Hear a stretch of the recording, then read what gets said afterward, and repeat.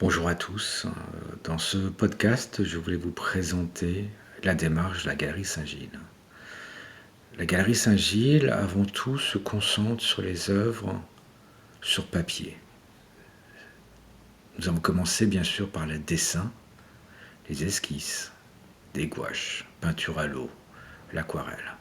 Et finalement, le monde du dessin n'étant plus suffisant, nous sommes ouverts aussi aux estampes, aux gravures, aux eaux fortes, qui sont elles aussi sur papier. Cette ouverture, en fait, nous l'avons opérée maintenant il y a 2 ans, à l'occasion d'une conférence donnée par Pierre Rosenberg, qui, du haut de sa posture de collectionneur, d'expert, d'initiateur des catalogues raisonnés, a indiqué au détour d'une conversation que si le dessin était considéré comme vraiment un art majeur et très important, c'est un tort de considérer l'estampe, la gravure, comme mineur.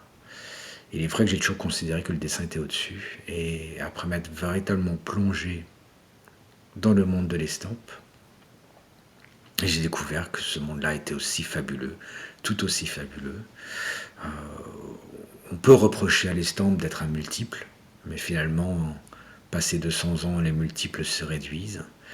Et il y a derrière ce multiple la main de l'artisan ou de l'artiste. Et souvent c'est un artiste, quand bien même sa main serait serve et copierait-elle simplement un tableau. D'ailleurs, c'est plus une interprétation qu'une copie.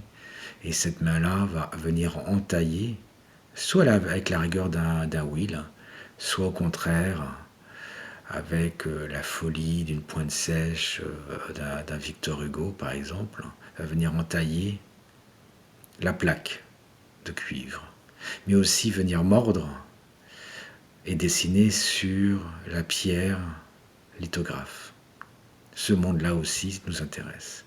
Et maintenant, nous commençons à nous ouvrir aux toutes premières photos qui, elles aussi, sont réalisées sur papier. Papier salé, par exemple, ou papier albuminé, à base d'une émulsion de blanc d'œuf, entre autres.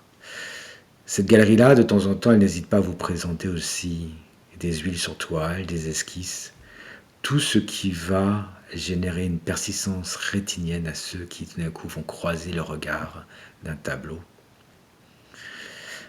et qui vont se dire « j'en ai besoin » de manière vitale. Merci.